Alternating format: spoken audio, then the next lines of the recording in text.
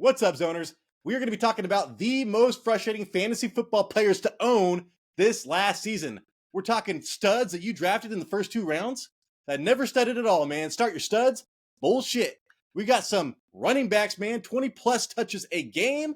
You got to start them, right? Running backs, top 5 usage in the NFL. You cannot start him, man. Like bad production every single week, costing you the league. And hey, we have the classic roller coaster people. We literally have a player that got 2 points, 40 points, then like 2 points again. So right when you think that you're never going to start him again, he goes off. If these players sound interesting to you, hold on for 7 seconds. You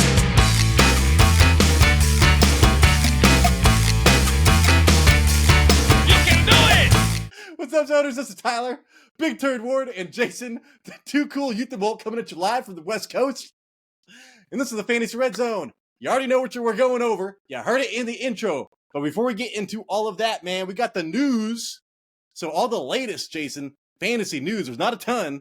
It's mostly some bullshit. So brace yourself for that.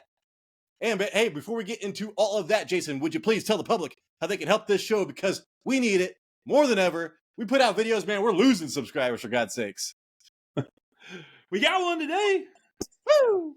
We got on one of our long videos. So it was like, yeah, Captain Planet.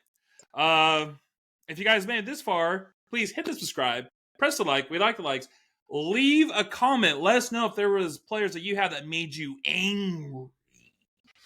And we're also on the radio on Spotify at the Fantasy Red Zone. Jason, I don't know how easy it was for you to pick these players, man, but like, I owned a lot of these players, so I was like, oh yeah, this is so easy. Yeah, 2 of them I owned. So I was like, oh, he's going here and he's going here. And so I do want to say, before we get into everything, I was using this metric. Fantasy Pros, if you're really into, I think it's called fantasypros.com. If you're really into fantasy football, I'm sure you go to all these damn websites. Some have their own strengths. Fantasy Pros has some weird stats a lot of the times, Jason. And I was going to consistency ratings and stuff like that. So they had a list. I don't know if I sent it to you, but each player has an amount of poor performances, which is below like X amount of points below. What's it called, Jason, when they predict shit? Expectations. What'd you say? Projections. So like if they're way below projections, that's a poor game. If they're like plus or minus a couple points around projection, that is a quality game. If they're like over 3 points or 5 points over projection, that is a great game. So I got a lot of these stats for these players, Jason, off of that.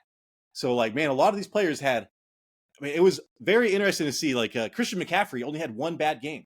Amon-Ra St. Brown had 1 poor game. That's it. So when you're looking at consistency ratings, we're looking at the opposite of that today, Jason. I bet you the McCaffrey is when he scored only 10 points. Right, dude? Oh, I think he did score like only 10 points. So I'm going to the news. I was going to jump right into this, Jason. News first. You're excited, man. We had a holiday today. You had the day off. Would you play some Apex? And I just thought it was cool to watch because I was going to try to go through and find consistency metrics. And this just kind of seemed a little bit more easier to swallow for the normal person. So I was pretty excited to share that. I know the fantasy footballers, they do some sort of consistency when they go over like every position between first and the 20th. They talk about, but I never knew what it really was. I just always figured like if they scored 20 points, that was a great game. Yeah, no shit. It was a great game. It's about over expectations and verse like that, but I do honestly try not to use fantasy footballers anything just because they're competition. I don't want to steal their shit. Because, when we get more subscribers than them, they're going to be like, oh my God, dude, they stole our stuff. Anyways, Jason, let's get into the news. The Raiders want to imitate Detroit Pistons. Jordan rules the bad boy Pistons, Jason. Remember when the Jordan rules was like, don't let him into the lane. If he does, knock him down. Don't let him do this. Blah, blah, blah, blah, blah. So the Raiders are talking about doing this for Mahomes. I think this is Antonio Pierce in his 6'4" Impala, Jason. Just going crazy.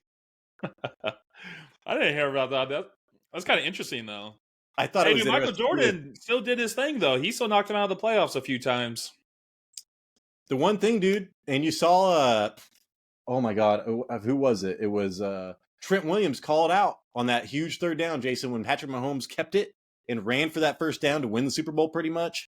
One of the things with Patrick Mahomes, he has like the most rushing yards on third down out of like any quarterback in the last like 5 years. So to me, rush for, contain that shit, just like Joey Bosa was doing in the Super Bowl until that Steve Wilkes changed the goddamn defense.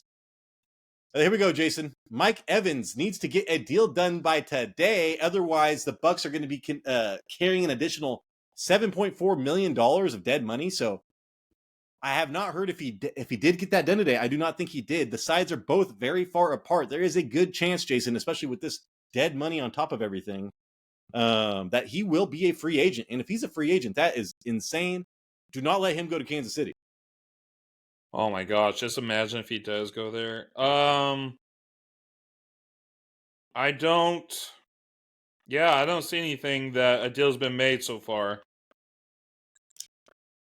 Yeah, so you're probably Googling it right now. So if it did not get done right now, we're on the West Coast, Jason, 5 o'clock. So odds are, the chances just got higher that he is going to be a free agent. And that is huge because Baker Mayfield needs that fool.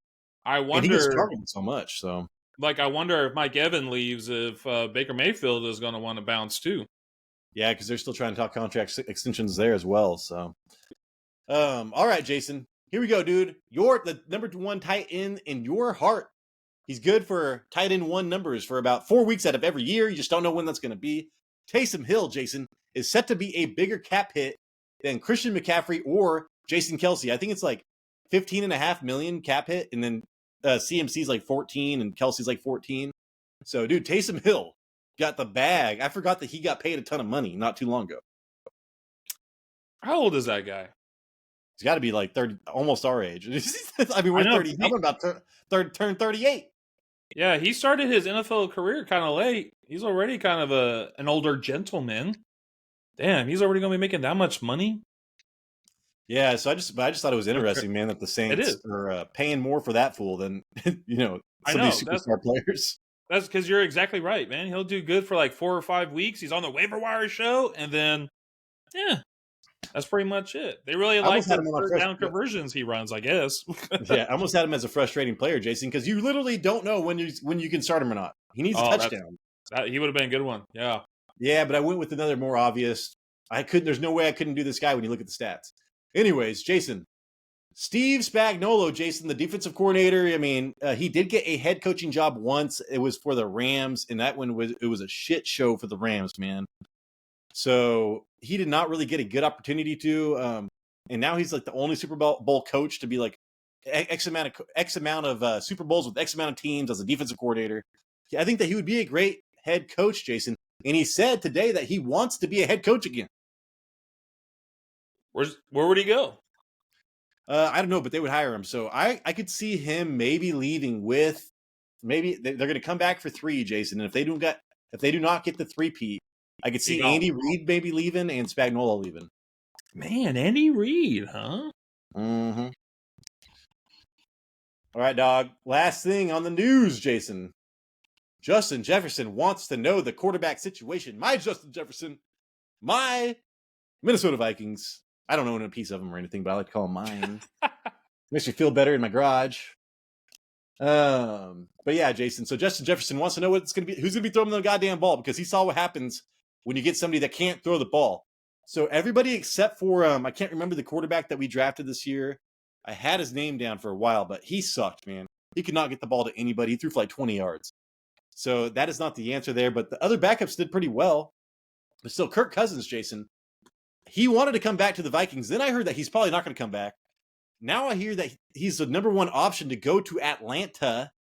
But now I hear that the Vikings are going to offer Justin Jefferson a huge contract and try to get Kirk Cousins back. So Kirk Cousins wanted by Atlanta and Minnesota. I hope Minnesota keeps him. Yeah, I think he wants to play in Minnesota. He talked about taking a discount, but boy, dude, imagine if he went to Atlanta. Atlanta. That would be pretty crazy.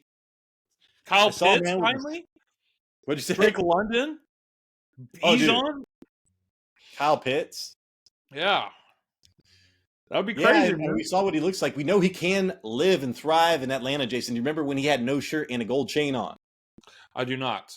Oh, is this? Oh, Adam, this. then No, lame I remember. ass dude, lame dick, that dickhole fucking Adam Schefter come out and remember he Yeah, dressed like him, and I was like, dude, Adam Schefter, man, like go back to wherever you fucking came from. I thought you were talking about Kyle Pitts. I was like, I don't remember Kyle Pitts doing that, but yeah, I remember Kirk Sure. Cousins. I don't know about Kyle Pitts, man. But yeah, Kirk Cousins, man, he would be at that hot wing place all day down in Atlanta. Hot wings and strippers. Hot wings and strippers. That's what they got down there, dude. All right, Mr. Jason, let's get into our most frustrating players to own this last season. And I know firsthand they're frustrating, Jason. This is not subjective. This is like, holy shit, I own these guys. They are super frustrating. Let's get into quarterbacks first. How do you feel about you? Give me a quarterback, Jason. Give me a quarterback that you thought was frustrating. Geno Smith. Yeah, no shit. I mean, there was definitely, obviously, there were other quarterbacks to choose from, but I feel like it was just too obvious to go after like a Trevor Lawrence or a Patrick Mahomes. But one thing I wanted to look at before I did all this was see which of these players, if any of these players were like on common championship teams in the fantasy championship playoffs, but I couldn't find the information because they're frustrating people for a reason, right? It's because they were lagging, they're dragging your team down, man. We had a lot of high hopes. So Geno Smith, he had a career year in 2022. He finished the year as a top 5 quarterback in 2022. He won people fantasy leagues because he was drafted so late that year. He was written off by everyone, including himself. In 2023, his ADP was the 13th quarterback off the board. He went before Jared Goff, before Brock Purdy, before Matthew Stafford and Jordan Love. And in 2023, he was given additional weapons with Jackson Smith-Njigba and Zach Charbonnet. And yet this dude finishes the year as quarterback 19 in 2023. He fell 6 spots. That's behind Derek Carr, behind Russell Wilson. They both did better than him last year. He only had 3 games with 20 points in 2023. And in 2022, he had 7. So he couldn't even reach half of it again. He went from averaging like 18 points a game to 15 points a game. Like, are you kidding me? Get on the bench. Shoot. Hit the showers, bro. You're done. You're out of here. How was Geno not a top 10 quarterback in the same system with more weapons? I believe by week 6, he was no longer in fantasy rosters. Like, you were not starting this guy. And things didn't get better in week 11 with 13 points and week 12 with 8 points, which is why I told the world to sit him against the Cowboys in Dallas in week 13. But he put up the most numbers of the season with 31 points. It took 13 weeks, but Geno Smith and the Seahawks are back, baby. They were back with like 31 points. This is why we got Geno Smith. Let's do it. Let's start this guy. Time to put him back in your starting lineup. I mean, did you see what he did? Well, the next 2 weeks, Tyler, he was out with an elbow injury. And when he returned, he didn't do much better in the fantasy playoffs. Like, how frustrating is that? I don't trust him in 2024, Tyler. I don't. He was put in the same exact spot with better weapons, and he bit the bullet. He sucked. And he just lost his. I mean, he got his offensive coordinator job. Jason Shane Waldron went to the Bears. I don't know if that's good or bad. I forget who their offensive who's going to Seattle, but the guy that saved his career, is gone now. So yeah. And Jason, he had 47% of his starts, so he had 7 poor starts. That's 47% of his starts. The only quarterbacks with a higher, a higher percent of poor starts, a higher percentage of poor starts, Jason, was my quarterback. We'll talk about in a second. We got Joe Burrow over here. We got Aaron Rodgers with 100% poor starts. Daniel Jones, Aiden O'Connell. So it's like the only quarterbacks he did better than were those like injured quarterbacks, those backup quarterbacks that had to be starters. And where you took him, Jason, I mean, it sucked, man. Like, and he was so inconsistent. That's his problem, Jason. He could do great and then do terrible, great and then terrible. So it wasn't like because I'm looking at like the amount of poor starts and stuff. He's kind of relative to a Jared Goff, but Jared Goff just had a much higher floor. Yeah. Yeah, because I think there was a few games he only had like 3 points. And that's the problem. 3-point game. His floor was insane. Yeah. So yeah, and next season, is he even gonna be there? I guarantee they're drafting a quarterback. They got Drew Lock, who they were starting almost over his ass anyways. So yeah, he went from comeback player of the year, leading the league in completion percentage, to just out the door. Yeah. Hit the showers, boy. You done. And Rowdy. Jason, and here we go, another quarterback with a 47% poor 47% of his starts were poor, dude. And this guy finished the season as quarterback 9. So, like, in the beginning of the year, he was going off, man. You were like, holy shit, this is his year. You got Rich Eisen being like, he is elite. He is elite. He's got everybody on his show being like, he's convincing him that this guy is elite. I know who it is. I know who that bitch was. I know who that bitch is. So, man, this guy right here had 8 poor games. He had 2 great games, and you're like, holy shit, in this system, he only had 2 great games. So this is, and then after this, dude, okay, what was he? Sorry, man. He was quarterback 16 after the bye. So that is weeks 11 on. So he finished the season as quarterback 9. So that means that he was like quarterback 5. He was like a top 5 quarterback almost in the first half of the season, Jason. Then he just took a fat dump into the season as a quarterback 9. And there's 2 factors for this. Dude, this offense is very specialized, man. And it really takes people by surprise, super innovative in the beginning of the year. But as the year went on, they figured out how to kind of stop this motion with the wide receivers and all that shit, Jason. Plus a huge blow with Tyreek Hill getting injured. We're talking about Tua Tagovailoa. So yeah, he was one of the most frustrating players to own this season, Jason. 8 poor games is the most out of any starting quarterback not named Bryce or Kenny. It is the same number as Aiden O'Connell. Josh Allen had 2 poor games. Mahomes only had 5 poor games, and we're talking about how shitty he was. So 8 for Tua. That's 4 times more than Josh Allen. He led the league in passing yards, dude. So we're talking about how bad he was. He led the league in passing yards, Jason. So it doesn't like get much better for Tua. You're like, oh my God, wasn't he great this year? He led the league in passing yards. Even when he does that, he's super frustrating to own. So I think it has something to do with the weather. You know, I mean, he's Hawaiian. We saw how that happened, dude. It was like -13. I couldn't have done shit. Hell, I'm from Bakersfield, man. So it's just like, but he was 4th in the league in interceptions, Jason, and we know he doesn't run the ball. So you are relying on big plays from Tyreek Hill, and when that does not happen, Jason, his floor just isn't there. Yep. Well said. I do believe, when he's leading the league in passing, is that what you said, right? I think. Yeah. 69% completion percentage. Yeah, I think, shoot, if you're doing just a 3-yard slant to Tyreek Hill every time, like, we could get 70% completion percentage. But yeah, I would like to see Tyreek Hill's yards after catch, because I'm pretty sure 90% of Tua's yards became from Tyreek Hill running all over the place. But that was another thing, Tyler. Like, I think when they got to the goal line, like, there wasn't a lot of passing opportunities. It was more like Raheem Mostert. Damn, Jason, you're right. Raheem Mostert like dominated in rushing touchdowns this season. He had like 18 or something like that. Yeah. So that is another factor that went towards Tua not being a fantasy superstar this season. Yeah, and when you don't rush the ball as a quarterback. Yeah, that just makes your floor super low. So yeah. All right, Mr. Jason, we're on to the running backs, man. Let's talk about them running backs. Some frustrating shit going on there. Let's hear one. Yeah. Like 99% of them were frustrating, so take your choice. Bijan Robinson. Oh, yeah. You know this firsthand. Yes. This is straight from the heart. It's straight from the heart. Yeah. Because I had to deal with this guy all year. I was really big on him.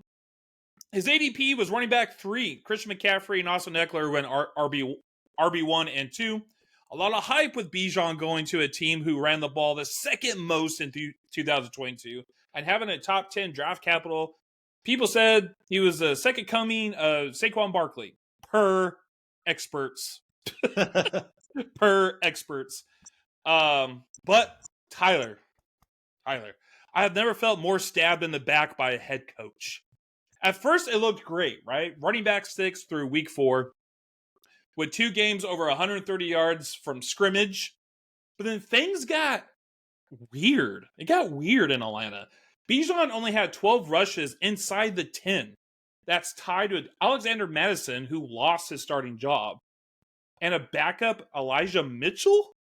I was like, dude, he should not be in the same category as these two. To make things worse, he only had 2 attempts inside the 5.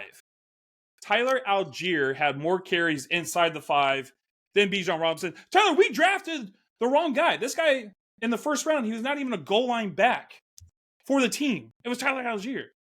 And to add the frustration, Desmond Ridder, the quarterback, had more rushing touchdowns inside the 10. So we had a vulture on the Falcons.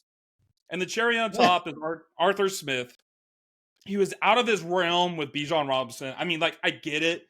He didn't draft Bijan for fantasy purposes, but he spent a top draft capital on a running back who only carried the ball 214 times. That's less than Javonte Williams, and Devin Singletary had more rushing attempts than him. Bijan had 10 games under 13 rushing attempts and a game with 1 rushing attempt, the AKA headache game. This was supposed to be the next Saquon Barkley. You see the talent every time he touches the ball. Give Bijan 20 touches a game in 2024. Please cut him loose.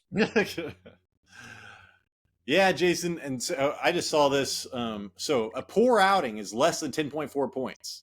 A great one is more than 17 points. This fool had 8 poor outings out of like 16. So 50% of the time this fool was less than 10 points. And dude, out of the top like 15 running backs, that's actually tied with what? Breece Hall, Jahmyr Gibbs, ETN. But the problem is all those players had 5+ great games. Dude, Bijan only had 2 great games. So he had 2 games of 17+ points, where all these other running backs that were actually doing bad too, because this was just a bad year for running backs. They all had bad years too. But dude, the difference was that Bijan never got good games, dude.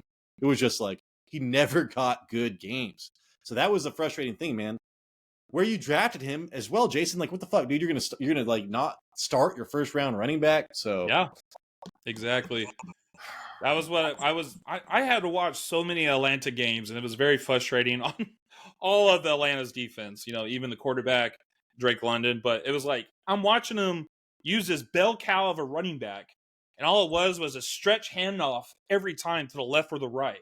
It was the same goddamn running play every time. And then when he got to the goal line, they didn't use him. They didn't use him. They used somebody else. And it's like, I don't understand Arthur Smith, because like I said, this guy was a top 10 draft pick in the NFL. Like, and you didn't use him like it. You use him like a round 3 guy. But Arthur Smith's gone. Now he's going to go ruin Najee Harris's career and whatever. But now there's hope. But there is hope, Jason, because the offensive coordinator is going to be with the quarterback coach, I think, the assistant quarterback coach to Matthew Stafford and all that Sean McVay shit. Sean McVay, one of the very few people that like bell cow running backs, Jason. So there is a good chance that Bijan might be a bell cow running back next season. So there is hope. I would draft him next year. It will be tough, but I think I might. Yeah. He's going to be going late first, dude, I bet, which sucks, but I might be getting him there just because of the situation. I just wanted Arthur Smith to leave, and he did. I mean, I would have drafted him in the 6th round. I wouldn't even have fucking drafted him, Jason. There would have been no scenario where I drafted him with Arthur Smith. I am still a bit worried with the quarterback situation, but we'll see what happened in free agency and the draft. All right, dude. Let's see. Who's my next step? We're talking about this guy. I drafted this guy last year, I think in the 2nd round, Jason. Year before this, last year. Tore his ACL. He looked amazing, man. But I didn't really put too much on him. Him or Breece Hall, I thought were like, this guy got so much usage. I was like, holy shit, man. Does this coach know that this guy got a tore ACL last year? Because he was running him into the ground. I traded for him because I was like, dude, his schedule opens up. He's got top 3 usage for running backs, Jason. 20+ carries every week. He ended the year as running back 29. That's not good. He was 17th in rushing attempts. But I mean, he got in the second half of the year, Jason, it was literally 20 carries a game, and he still sucked. He had 47 receptions, man. So you're like, holy shit, this guy gets that many carries and gets 47 receptions? Back in the day, that would have been insane. That would have been like a very high-end pass-catching running back, dude. He had 12 poor games, Jason. That is 75% of this guy's games was 10 points or less. Okay. Wow. That is insane. He had 0 great games. 0 games of 17 plus points, Jason. That's the only running back. It's literally the only other running back other than Nick Chubb that had 0 good games. Okay. So that's it. He looked like someone coming off of an ACL tear. He had negative 0.3 rushing yards over expectation per attempt.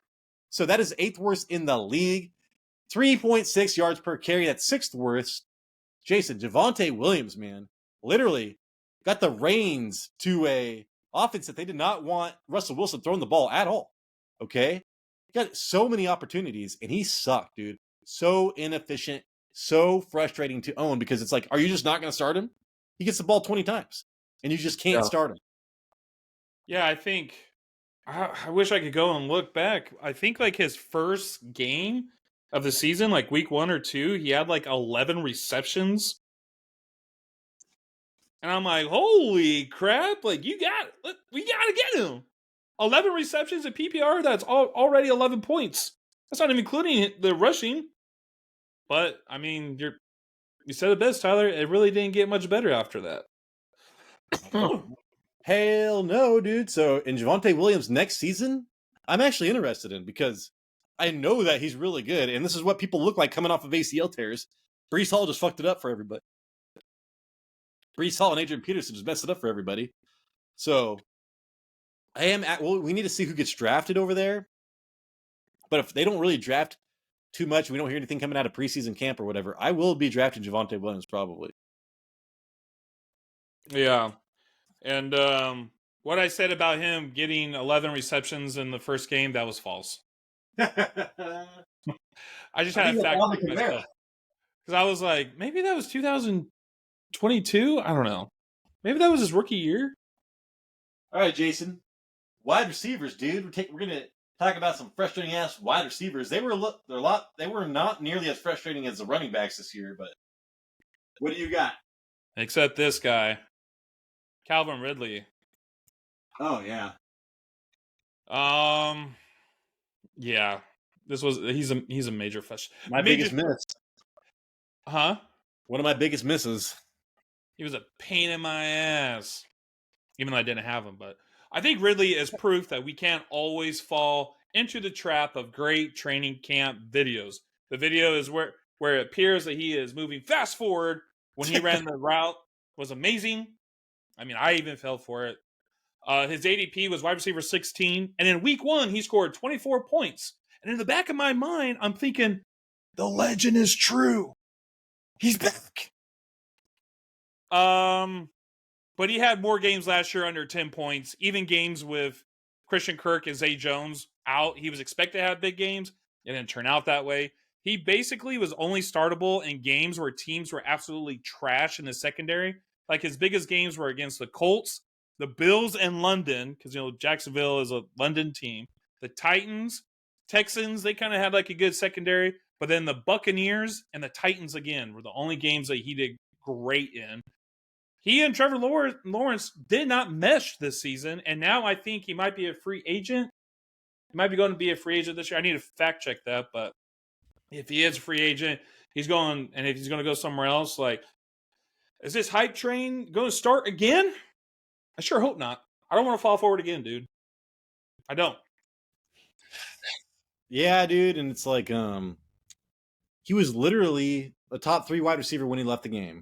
So, if it was a quarterback, we'd be like, it'd be a huge risk, but it was a wide receiver. So we're like, oh, it's not that big of a deal. I think that wide receivers need to be playing football, Jason, to kind of get a feel for things. Where running backs can take some time off and just come back, hit that hole or whatever. So, like, if it was a quarterback, we would not have been so optimistic. But, man, we saw that. We know what Calvin Ridley was. And then we saw the training footage, and we're like, holy shit. So, and we know that he was a wide receiver. He was tall and big. He was an outside wide receiver where they had Christian Kirk, smaller wide receiver. He filled a need there. So It all made sense, man. And where is this fool, man? God damn, I just had Calvin Ridley. 9 poor. So this changes for the wide receivers, Jason. So poor is 8 points or less. Great is more than 13.7 points. Yeah, dude, this guy had 9 starts with, pretty much 8 or less points, dude. So that was the same as Rashee Rice, who's one of the top wide receivers with the most poor starts. But, he didn't catch on till late. We talk about Garrett Wilson. We're talking like some other guys on this list. We're not going to talk about, but Jamar Chase, with his quarterback and him being injured as well. So for being healthy most of the almost all year, Jason, Calvin Ridley was a huge disappointment. He had 5 great games, but that was like the frustrating part about it was he didn't string anything together. It was like random shit, dude. So that just killed you that much even more. Yeah, I think a lot of the hype with him is like he's going to be a player that he's going to be your stud, right? You're going to play your stud against any type of defense. It won't matter. He's going to get you that points. That did not work. It was only the trash defenses that he was able to do well. And other than that, you just got to sit him. He's like, you had to wait for those weeks, But who actually sat him? Who actually would sit him? It took balls, man. But near the end of the year, I saw a lot of people on Reddit talking about sitting him. Yeah, I mean, you probably already spent like 8, 9, 10 weeks with this guy in your starting lineup. Yeah, I was kind of mentioning like a couple of categories of disappointments, Jason, in the intro, but one of these were like, hey, a stud that you drafted in the first like 3 rounds, man. Start your studs, man. Start your studs. Well, guess what, man? They never studded. So it's just kind of like that. This is actually the more classic roller coaster guy because he did stud sometimes. It would just like, dude, right when you wrote him off for dead, he'd kill it. And it's just like, holy shit, I'm starting him next week. And then back to the fucking graveyard, man. So, like one of the worst type of fantasy football players. Oh, I didn't even write him down, dude. Calvin Ridley. The Rid Staff. Calvin. Believe it or not. All right, Jason. I've got a wide receiver. Who you got? I own this fool. Everybody was like, oh my God, man. Can you believe he fell to you? You're so lucky. And I was like, I am lucky. I think I might be the luckiest man in the world. This guy ended the season, Jason, as wide receiver 10. Wide receiver 10, dude. So why am I complaining? Second in the league. 175 targets. That's insane. He had a 58% catch rate, which is not good, okay? Yeah. 58% catch rate. It was like a turn of like 100 receptions. He had 10 poor games, Jason. So that's what, like 8 points or less for wide receivers. 59% of his games. So a little over, 6 out of 10 games. This guy was not worth starting, like killed your team. He also had 5 great games. That's 29%. So he went off, man. This guy's floor was unmatched. This guy's ceiling was literally almost unmatched. One of the highest scores in the league. He almost did it twice, too, for the year. Okay? So he had his 5 great games was tied for 6th out of the top 10 wide receivers. So yeah, dude, he like earned that as far as that goes. The 10 poor games was the most out of any wide receiver in the top 10 by far. Okay, so he had to get to the top 10 just on his peaks, dude, because his valleys were dragging him down. 24 points, Jason, in week 15. Then he scored 1.4 points.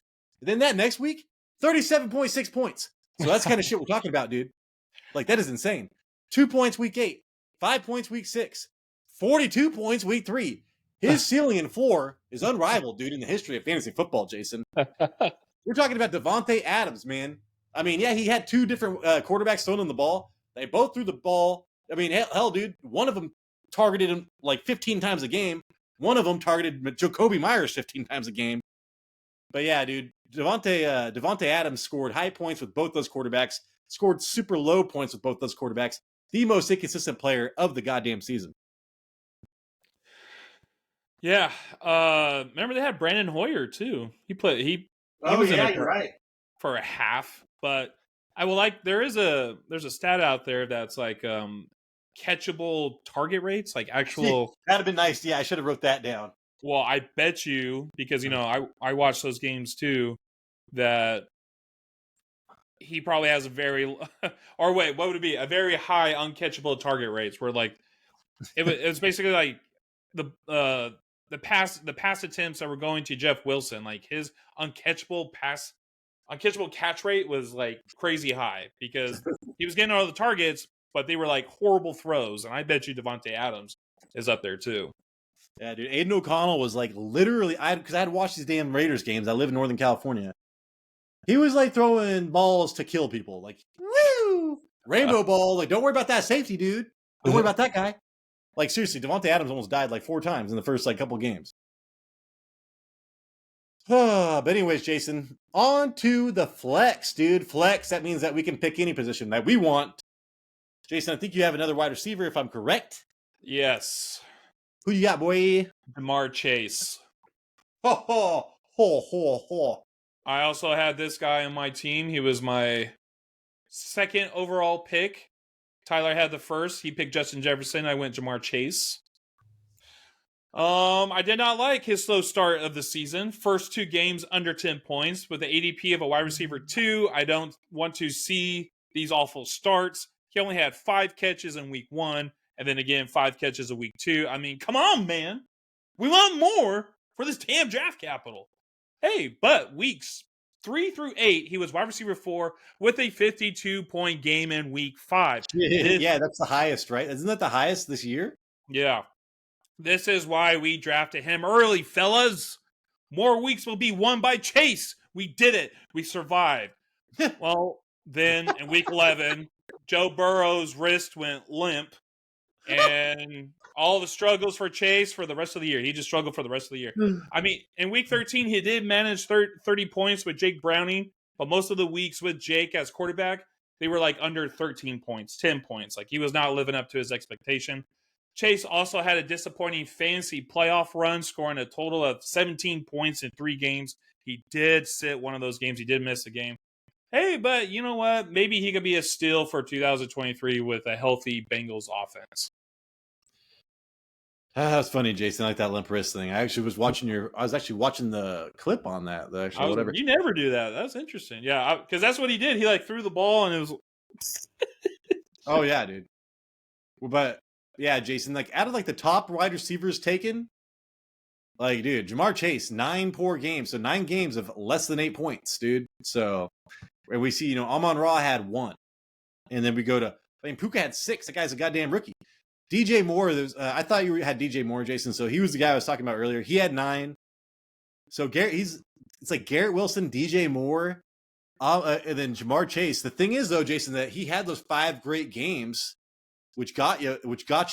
Garrett Wilson only had 1, or shit like that. So it's just like at least you knew Garrett Wilson was going to do bad. You didn't know what was going to come from Jamar Chase. So it was super frustrating, dude. People like me, I was like, I remember trying to trade for him.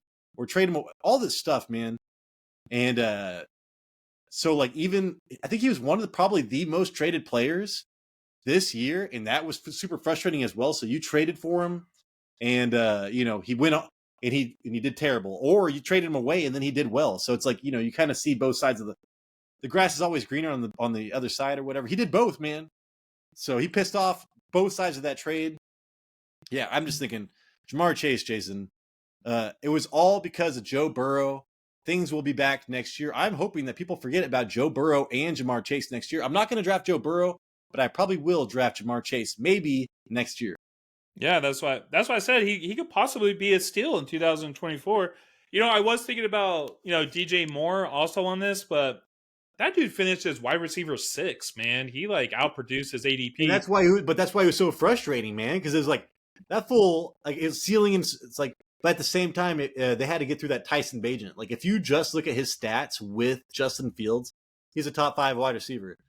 So it's just like, like that was so easy to explain for me. Like, it wasn't so frustrating because it's just like, if you didn't start him when Bagent was in, you're fine. So I could see that. Like Jamar Chase, I think he ended as wide receiver 11.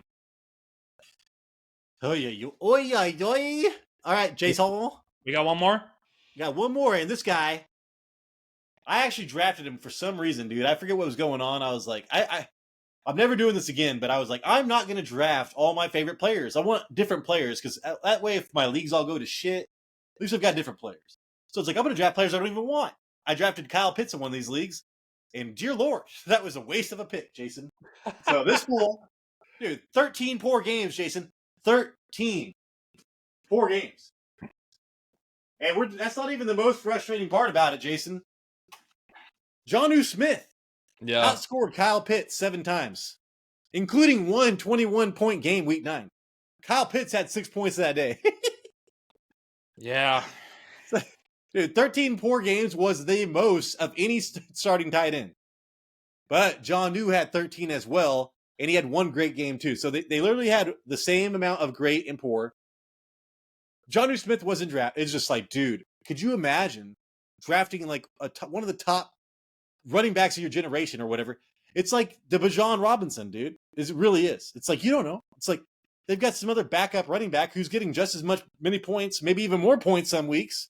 That whole team, Jason, this like was literally the Bijan Robinson of tight ends. It's like, you don't know. Tyler Algier, goddamn Jonnu Smith. So yeah. I mean, Kyle Pitts, dude, into the season as tight end 13. And if you're tight end 13, that's not, I mean, I remember looking at the top 12 tight ends being like, holy shit, man. There's 12 tight ends that I like. So he's number 13. That means I don't like.